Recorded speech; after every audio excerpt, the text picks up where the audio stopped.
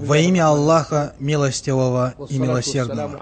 Мир и приветствие наилучшему из пророков, нашему любимому господину Мухаммаду, его потомству, сподвижникам и всем остальным. Далее, поистине, тот, кто отрицает посредничество пророка Мухаммада, саллаллаху алейхи вассалям, при его жизни, тот противоречит вероубеждению группы Ахлюс-Сунна однозначно. Так как вероубеждение группы Ахлюс-Сунна одинаково в вопросе дозволенности посредничества пророком, саллаллаху алейхи вассалям, при его жизни.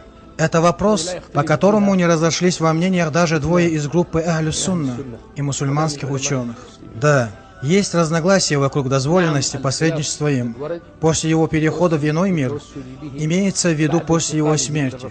Это спорный вопрос, о котором ученые высказали свое мнение. Кто-то из них высказался за дозволенность, а кто-то за недозволенность. На самом деле этот вопрос не может привести к вынесению решения о предании сотоварища, или решения о вероотступничестве, или решения о выходе из религии. Если кто считает, что посредничество им, саллаллаху алейхи вассалям, было дозволено непосредственно при его жизни, то это вопрос, в котором сошлись во мнениях все ученые. А если кто считает, что в этом сошлись во мнениях все, так как посредничество им дозволено было только при его жизни, то это отдельное, в котором сошлись во мнениях все, то есть посредничество им при жизни. В этом нет разногласий. На самом деле, это одно и то же.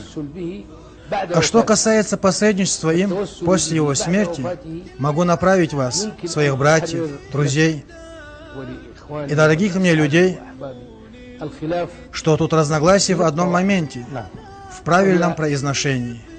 Имеется в виду, что тот, кто отрицает посредничество или не признает посредничество пророка Мухаммадом, саллаллаху алейхи вассалям, после его перехода в мир иной, отрицает одну часть, которая известна всем в народе. Это есть посредничество непосредственно пророком.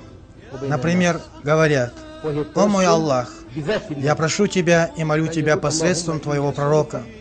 Все же, тут много разновидностей, которым не противоречит никто из людей науки и хадисоведов. Это посредничество через любовь Аллаха к Нему, саллаллаху алейхи вассалям. Посредничество через Его, саллаллаху алейхи вассалям, покорность Аллаху. Есть посредничество через Его веру в Него. Посредничество через Его достоинство.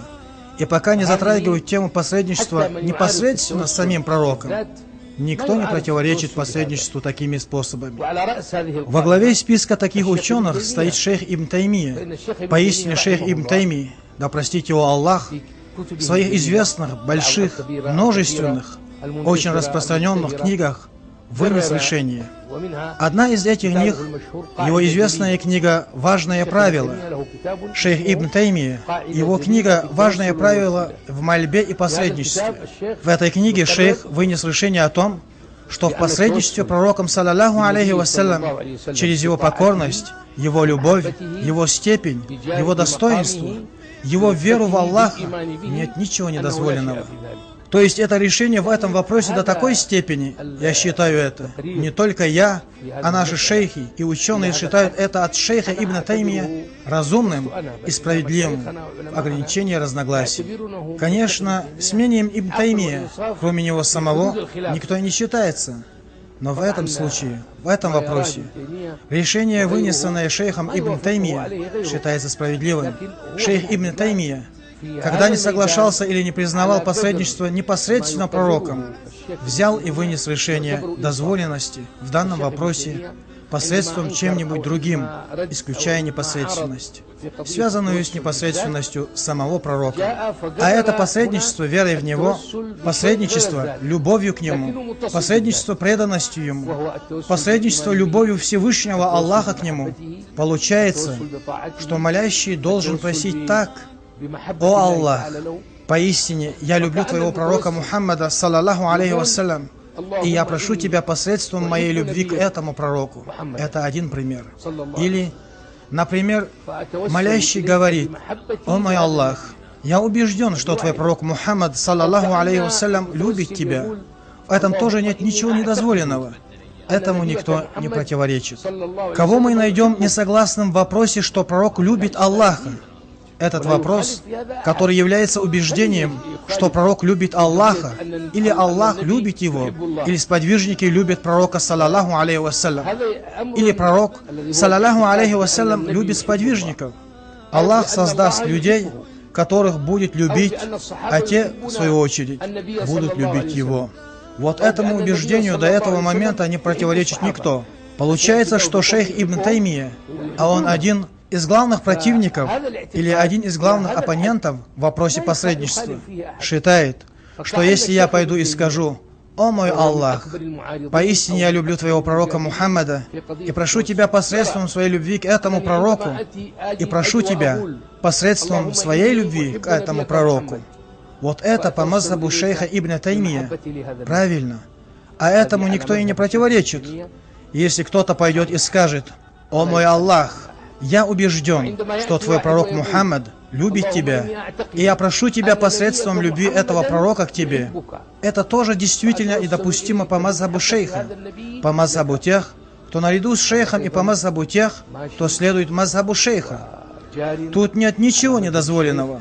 Когда обращающийся с молитвой верующий попросит и скажет: «О мой Аллах, я убежден, что ты любишь Мухаммада, и прошу тебя посредством твоей любви к Мухаммаду», тут также нет ничего недозволенного и невозможного.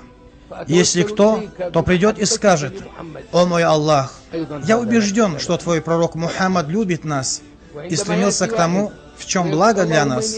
Поистине, я уверовал в Него и прошу тебя посредством своей веры в Него». Вот до этого момента речи это есть, в чем сошлись во мнениях все ученые, в чем нет разногласий среди ученых. Есть всего лишь один момент, которого я хочу объяснить, в котором и имеется разногласие, чтобы объяснить вышесказанное, а это есть посредничество непосредственно пророком. «О мой Аллах, я прошу тебя посредством твоего пророка Мухаммада, саллаллаху алейхи вассалям». Это момент посредничества, в котором и появились разногласия у тех, кто противоречит этому. И они скажут: нельзя прибегать к посредничеству через пророка таким образом, имеется в виду непосредственность. Но тебе можно прибегать к посредничеству через свою веру в Него. Но тебе можно прибегать к посредничеству через свою веру в Него, любовь Аллаха к Нему и Его любовь к Аллаху. Тогда я говорю, когда мы дошли до этого момента, описывая формы посредничества, вопрос разрешился сам по себе.